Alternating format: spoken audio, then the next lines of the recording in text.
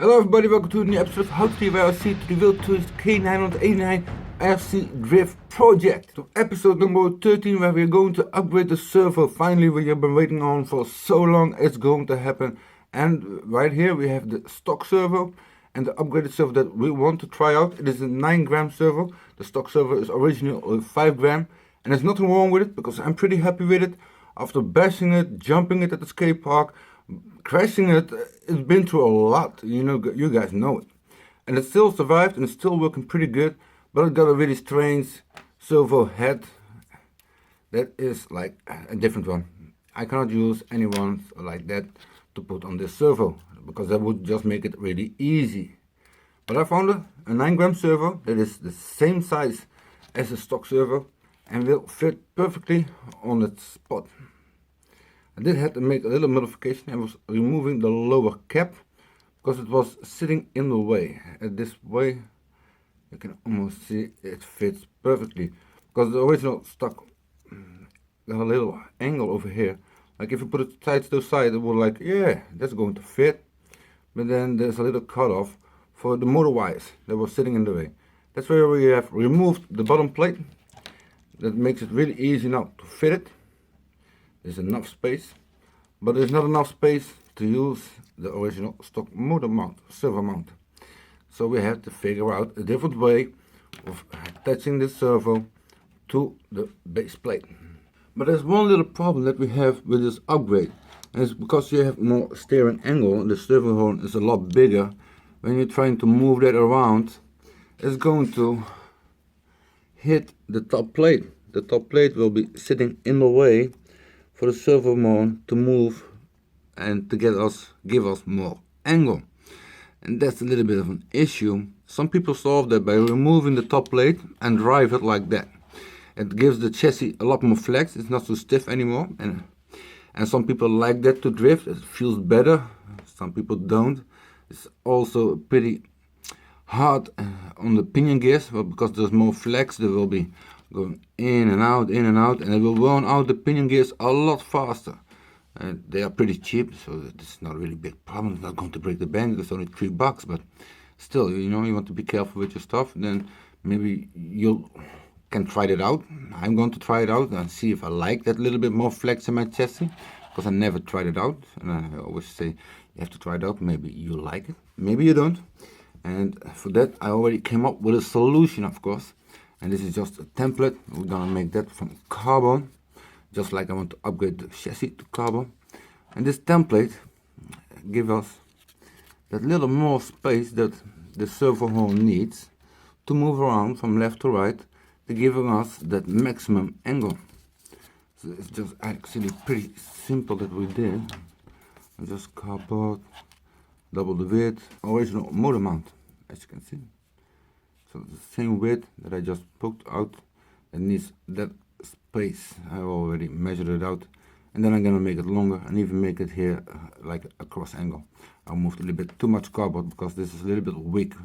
The more flash you have around this place, the better and stiffer it will be. But for that, there are a few pieces that are sitting up and high. So maybe putting a few washers under the screws that hold the front top plate to fix that issue that we have with the upcoming upper arm that is sitting in the way for giving us that extra little bit of flash and stiffness and strongness. Now let us get over and mount the servo and show you how to mount the servo without using the stock servo mount, of course, because that's not going to fit. For that we need some sandpaper and make the underside of the servo a little bit rough. You just need it to have a rough surface, so it will glue better and stick better to the chassis. And you'll be doing the same thing for the chassis. I'm just gonna make it a little bit rough. Don't be scared, you're not going to see anything of it, because it will be right sitting underneath the servo. But as you can see, I already did it. So let's make some 2-component epoxy. It will harden out in 5 to 10 minutes. Hopefully you can see it a little bit better now, but this is 2-component epoxy, 50-50, and you don't need a lot, it's just a little bit. And now it's just a question of mixing it together really quick, don't waste too much time. You got about 5 to 10 minutes, or about 5.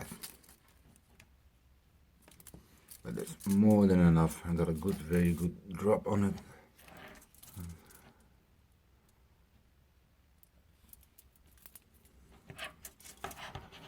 Now is the most difficult time because you already have center the servo up before you're going to try this, else you go in trouble. I'm going to test it one more time before we're going to put it in there and put the screw on its place, because this is the only chance we have.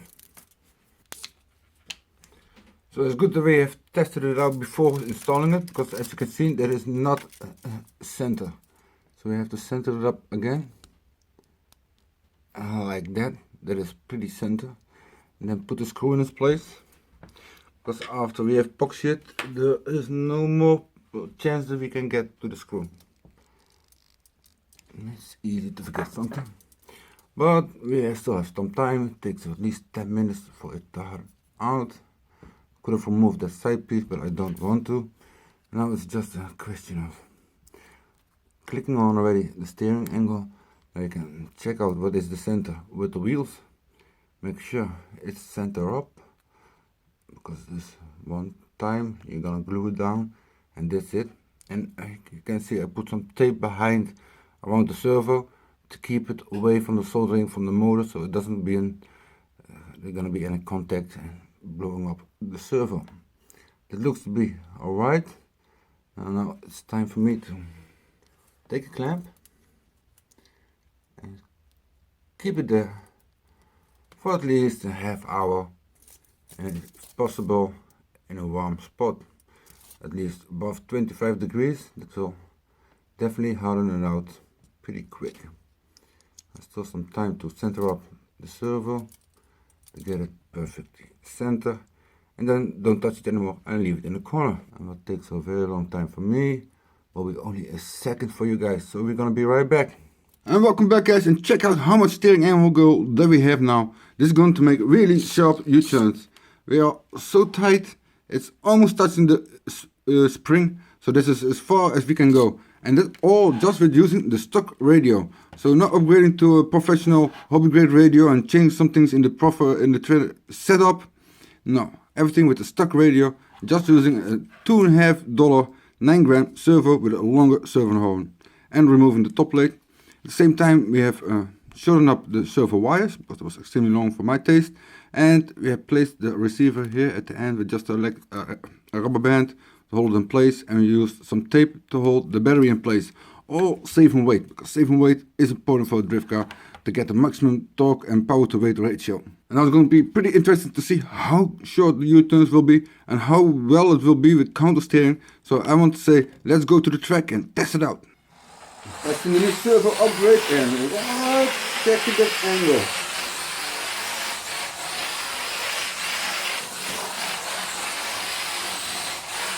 This servo upgrade is a really good upgrade. I'm really liking it. You get an extra angle, you can make that sharper U-turn, as you can see, and it also gets you sooner into trouble, but it also gets you out of trouble. It works both ways. And it's really good for counter steering and when you're going into a really deep angle. It will take a lot more practice, and also finding out if I'm liking this flexible chassis or I want to get a more stiffer chassis. So we have to make that custom carbon top plate to check out the difference. So that will be coming up in the next video. Episode number 14 of this Wltoys K989 28 scale RC drift project that is full with upgrade parts and series. I hope you'll check out the related playlist over here, and I hope you subscribe for the next episode, of course. And if you're interested in this little car, then you can find the links down below in the description. If you have any questions, then please leave it down below in the comments. And I want to say goodbye. Until next time.